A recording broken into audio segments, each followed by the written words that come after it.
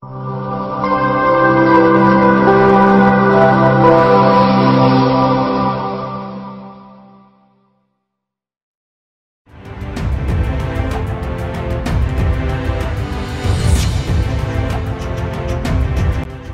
dan Thailand ternyata tidak lolos ke Piala Asia U20 yang akan berlangsung di Uzbekistan pada 1 hingga 18 Maret 2023. Laga keras Malaysia dan Thailand dengan seteru abadi timnas Indonesia pun dipastikan tak akan terjadi di Piala Asia U20 2023. Pasalnya, Malaysia dan Thailand tidak lolos Piala Asia U20 2023. Mengapa Malaysia dan Thailand tak lolos Piala Asia U20 2023? Ini penyebabnya. Untuk bisa berlaga di Piala Asia U20 2023, timnas negara-negara di Asia terlebih dahulu harus bertanding di kualifikasi Piala Asia U20 2023. Pertandingan kualifikasi Piala Asia U20 2023 diikuti sebanyak 44 tim yang dibagi menjadi 10 grup. Setiap grup ada yang terdiri dari 5 tim dan ada juga yang 4 tim. Pertandingan kualifikasi Piala Asia U20 2023 digelar di 10 negara untuk memperebutkan 15 tiket lolos ke Piala Asia U20 2023. Ke-15 tiket itu diperuntukkan bagi 10 tim yang menjadi juara grup dan 5 tim runner-up terbaik. 1 tiket lainnya menjadi milik tuan rumah Uzbekistan. Sehingga jumlah total tim yang berlaga di Piala Asia U20 2023 sebanyak 16 timnas. Pertandingan kualifikasi Piala Asia U20 2023 serentak digelar pada 10 hingga 18 September 2022, kecuali di grup H. Pertandingan di grup H kualifikasi Piala Asia U20 2023 dihelat pada 14 hingga 18 Oktober seiring pemindahan venue pertandingan dari sebelumnya di Basra, Irak dipindah ke Kuwait. Pemindahan venue diputuskan AFC karena alasan keamanan. Pemindahan venue pertandingan grup H itu pun direspon Australia dengan tak jadi mengundurkan diri. Sebelumnya Australia memutuskan mengundurkan diri dari keikutsertaan di kualifikasi Piala Asia U20 2023 karena alasan keamanan jika harus bertanding di Basra, Irak. Grup H dihuni tuan rumah Kuwait, Irak, Australia dan India. Timnas Indonesia U20 berada di grup F kualifikasi Piala Asia U20 bersama Vietnam, Hong Kong dan Timor Leste. Indonesia menjadi tuan rumah pertandingan kualifikasi Piala Asia U20 Grup F. Pertandingan digelar di Stadion Gelora Bung Tomo, SGBT, Surabaya. Timnas Indonesia lolos ke Piala Asia U20 2023 di Uzbekistan setelah meraih juara Grup F.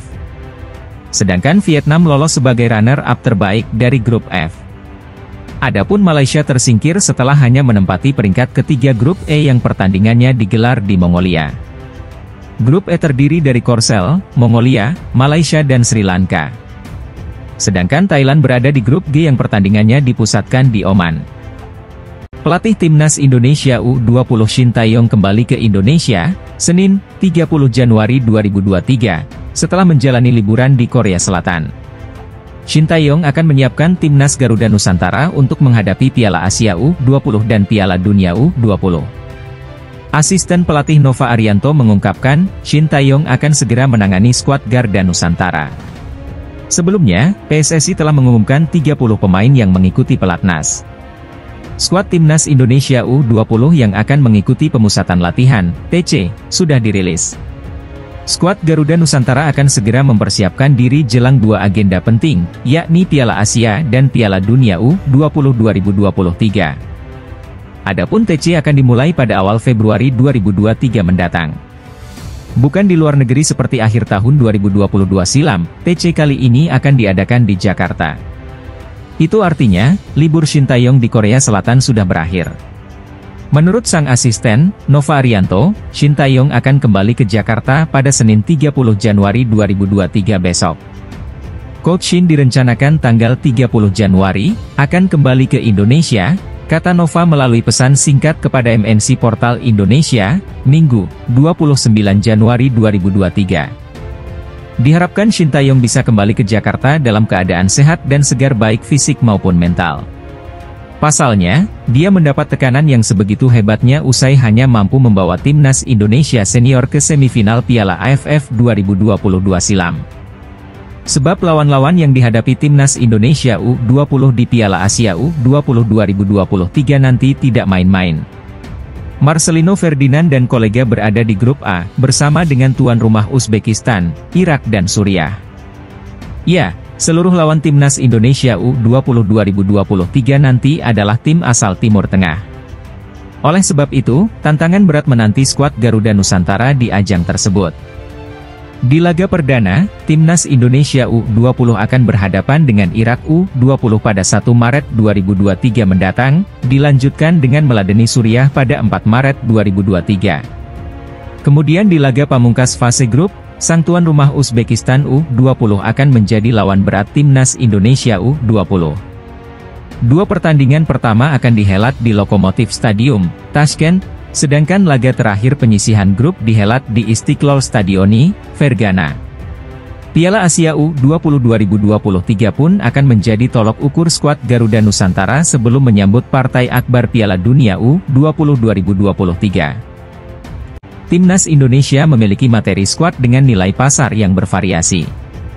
Dikutip dari Transfermarkt, market value skuad Garuda saat ini mencapai 109,07 miliar rupiah. Track record masing-masing pemain di skuad tim Merah Putih ikut memengaruhi nominal harga pasar mereka.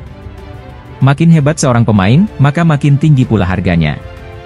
Namun, perlu diketahui nilai pasar yang tercantum di Transfermarkt bukanlah nominal kontrak seorang pemain, melainkan nilai taksiran harga jual pemain berdasarkan banyak faktor, mulai dari performa di lapangan, pengaruh terhadap klub, hingga branding di luar lapangan. Saat ini Sandy Walsh tercatat punya nilai pasar paling mahal di timnas Indonesia. Menurut Transfermarkt, bek naturalisasi asal Belanda itu memiliki market value senilai 34,76 miliar rupiah. Sandy unggul jauh dari pemain Indonesia lainnya. Sayang, Sandy hingga kini urung menjalani debut bersama timnas Indonesia setelah dinaturalisasi pada November 2022 lalu. Kesempatan itu sebetulnya datang kala tim Garuda berlaga di Piala AFF 2022. Namun, gagal terrealisasi karena tidak mendapat izin klub yang dibelanya, KV Mechelen. Selain Sandy Walsh, siapa lagi pemain timnas Indonesia saat ini dengan taksiran nilai pasar termahal? Saat ini Jordi Amat tercatat punya nilai pasar sebesar 17,38 miliar rupiah. Bek naturalisasi asal Spanyol itu menjadi pemain timnas Indonesia termahal kedua saat ini. Sama seperti Sandy Walsh, Jordi Amat resmi menjadi warga negara Indonesia, WNI, pada November 2022. Dia kemudian menjalani debut membela timnas Indonesia pada ajang Piala AFF 2022. Tepatnya ketika tim Merah Putih bersua Kamboja pada matchday kedua babak penyisihan grup.